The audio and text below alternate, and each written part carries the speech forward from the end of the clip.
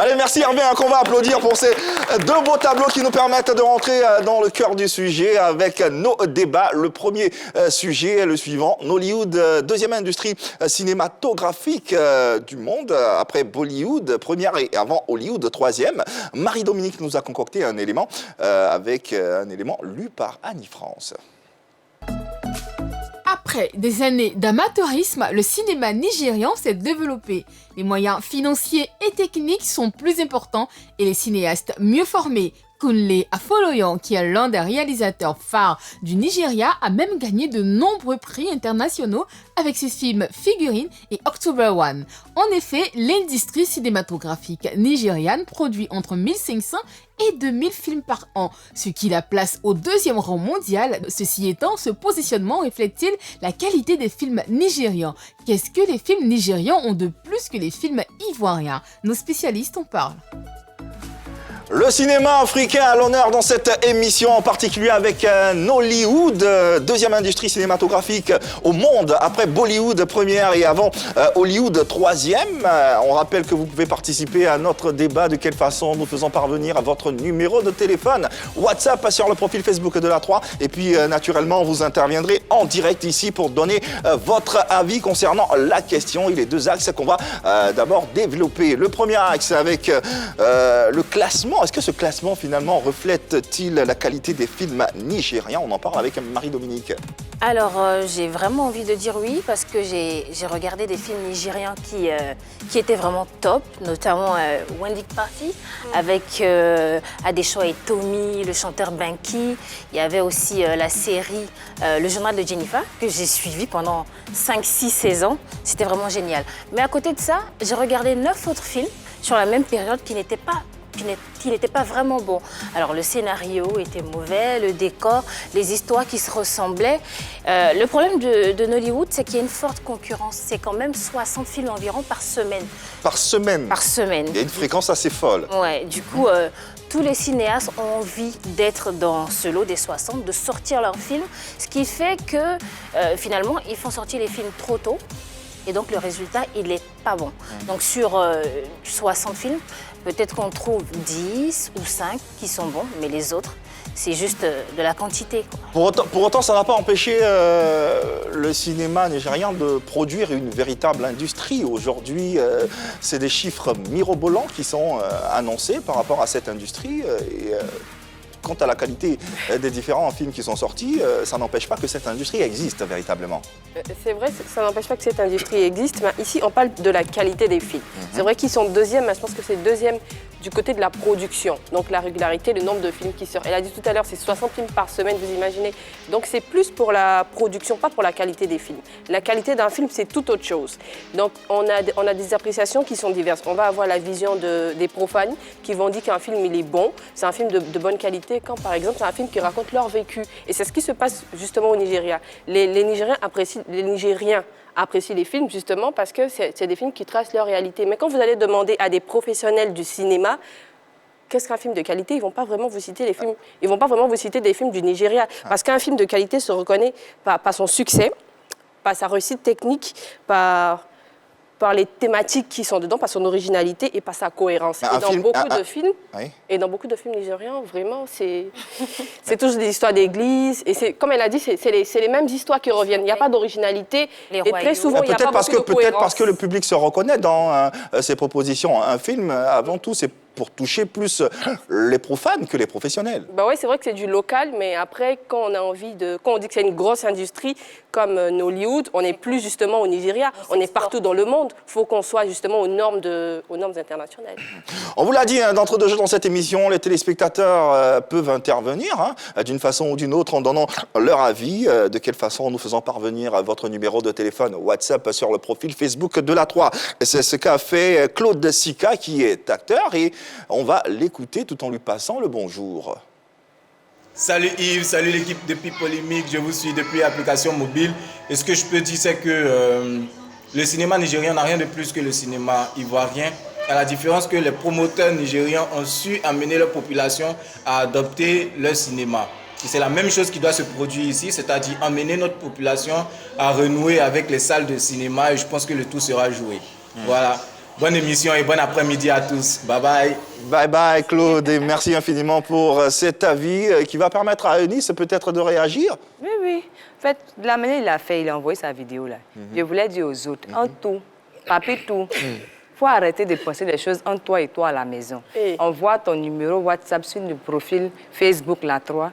Comme ça, on va t'appeler. Ce que tu penses là, tout le monde va savoir. Aussi simple que ça, aussi simple que ça. On a entendu à l'instant notre ami Claude Sika qui a donné son avis. Annie-France, t'en penses quoi? Je ne suis pas tout à fait d'accord ni avec Eunice ni avec Marie-Dominique. Quand Eunice dit que les Nigérians racontent plus leur réalité, ils mettent au goût du jour, ils mettent au devant des caméras ce qu'ils vivent. Ok, soit, mais en même temps, avec Lionheart, Geneviève Nagy a prouvé le contraire. Quand elle a produit ce film, c'était un film très réussi. Sur les pistes de la majorité. Oui, justement, elle a voulu se démarquer de cette majorité, ne plus vouloir faire partie de cette majorité. Donc, elle a voulu créer un film. Aujourd'hui, les Nigérians sont sur Netflix. Les films nigérians sont sur d'autres plateformes comme Amazon. Je pense que c'est 9 ou 10. Oui, mais c'est déjà... déjà... une production de 61 par semaine. C'est déjà pas mal. Par rapport aux autres nations, je pense que le Nigeria est en pole position. C'est déjà pas mal. Et ces films sont aussi diffusés sur... Canal+. Canal+, qui a racheté pas mal de droits. Voilà, donc qui a racheté pas mal de droits. Donc je pense que quelque part... Sur Canal+. Exactement, les deux parties qui ont été diffusées sur Canal+ aussi. Donc je pense qu'ils ont le mérite, ils ont su s'organiser et puis ils ont un gros lobbying en fait qui leur permet d'exister. Ils ont des millionnaires, des milliardaires qui financent, qui misent dans cette industrie et puis ils ont eu la génialissime idée de s'accorder avec les Ghanéens. Donc toutes les deux nations font de magnifiques films pour nous. Au Ghana, on parle également de Gallywood. Je ne sais pas si... Ouais, je pense que c'est récent. Parce que avec Justin Zuma et autres... Voilà, tout comme... justement, au Ghana, je pense que c'est plus récent parce que depuis un bon moment, ils tournaient des films avec des Nigériens. C'était des films très réussis. C'était des films où il y avait la couleur, où il y avait le décor, il y avait le maquillage, il y avait les tenues. C'est vrai qu'il y avait des films de royaume. Ensuite, ils se sont dit, pourquoi ne pas faire des films comme African Ladies, qui était un film ghanéen, mais avec des Nigériennes à l'intérieur, et c'était un magnifique film qui racontait la vie des femmes comme Desperate Housewives. Après, c'est une industrie qui a évolué dans le temps. Au début, c'était peut-être des histoires locales. Voilà, exactement, c'est ce que je dis. Voilà, pour gagner du terrain et pour gagner aussi des spectateurs, des fans, ils ont voulu justement adapter des histoires à d'autres histoires. Oui, Yann, c'est vrai. Alors, est-ce que la qualité justifie justement la position dans le classement mondial des 3 premiers? Moi, je dirais non. Parce que, parlant de qualité, il faut prendre, c'est tout un ensemble en fait. Il y a qualité du scénario, qualité des acteurs, qualité de l'intrigue et tout. Donc, ce qu'on a l'habitude de voir avec les Nigérians, c'est qu'ils retracent uniquement, c'est une thématique bien restreinte, ils retracent uniquement les films de principauté, de royauté, de mariage, de tradition. C'est leur vécu. Oui, c'est leur vécu, histoire. effectivement. Mais justement, s'ils veulent garder cette position-là et justement rester toujours deuxième, il faut se réinventer. Victor Okel a dit que maintenant, les critiques sont plus nombreuses et puis la demande se fait énorme. Donc, si justement les producteurs veulent aller un peu plus de l'avant, il va falloir se réinventer. Habituellement, ce qu'ils avaient l'habitude de faire, c'était juste de faire la photo d'un bon acteur sur l'affiche du film, sans pour autant avoir une très bonne histoire. Là, maintenant, ils leur demandent justement en plus d'avoir de bons acteurs, d'avoir de bonnes histoires, de travailler sur la qualité image, justement, pour que cette position-là soit toujours au top. Sur la 3 et dans cette émission Pipolémique, le deuxième axe de notre sujet dans un tout petit moment. Mais avant, si vous le permettez, on va vous rappeler le deuxième sujet qui aura lieu dans la deuxième partie d'émission. Chanteur et arrangeur, qui a plus de mérite en cas de succès d'une œuvre. Et nous recevrons pour en parler l'artiste multidimensionnel et intergénérationnel David Taïro. Mais avant d'y être, le premier sujet continue de battre à son plein. Nollywood, deuxième industrie cinématographique au monde après Bollywood et avant Hollywood finalement. Qu'est-ce que les films nigérians ont de plus que les nôtres ici en Côte d'Ivoire? Alors, Marie-Dominique. moi, je pense déjà qu'il y a le dynamisme. Le dynamisme. Le dynamisme. Les films ivoiriens ne sont pas assez dynamiques, tu trouves? Je parlerai en termes de nombre. Donc la capacité à produire autant La de fréquence. La fréquence, voilà. Ok. La fréquence, cette fréquence-là qui a quand même permis d'attirer un grand nombre d'investisseurs, des professionnels du cinéma. Au point d'en créer une industrie. Voilà, au point d'en créer une industrie ou même de favoriser des investissements. Ça a été le cas en 2012 où le fonds spéculatif américain a investi plus de 8 millions de dollars dans Iroko TV, qui est la première chaîne sur le net à diffuser. C'est le Netflix à la Nigériane. Voilà, le Netflix à la nigériane. Et donc ça, plus on est financé, plus on fait des films qui sont de bonne qualité. Donc ça a aidé. Après, à côté de ça, comme le disait tantôt Annie, les histoires commencent à changer depuis quelques années.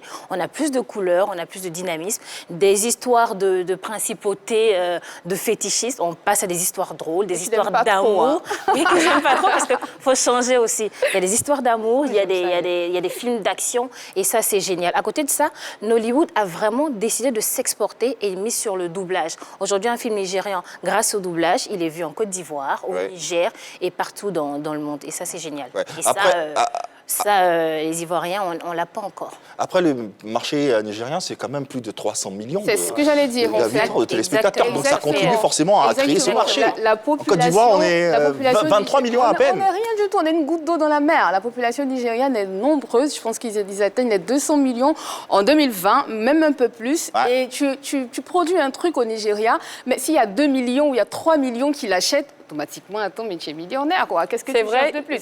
En plus, à part Iroko TV, il y a Linda Ikeji TV aussi qui a créé sa plateforme sur laquelle il faut télécharger des films. En plus, il y a eu Sani Abacha entre 1995 et 1998 qui a lutté contre la piraterie.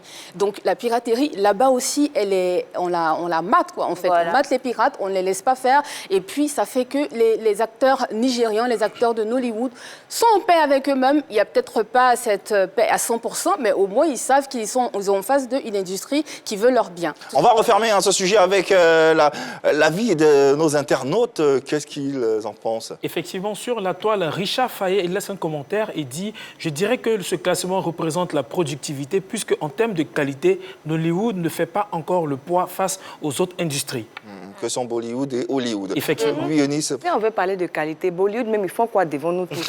Ils font des blockbusters. Ils ont fini avec ça. Ils font des blockbusters aussi. Ils font quoi devant même? Blocages. Ils sont là en train de faire les ralentis. Saloni nous a montré des choses ici. Elle ne voulait plus partir de la Côte d'Ivoire. Ils ne doivent même pas être premiers. C'est avec cet avis d'Eunice qu'on va refermer ce sujet. Et remercier Yann Cédric pour cette belle investigation. Non, Marie-Dominique, autant pour moi. Marie-Dominique pour cette belle investigation. Juste après la pub, le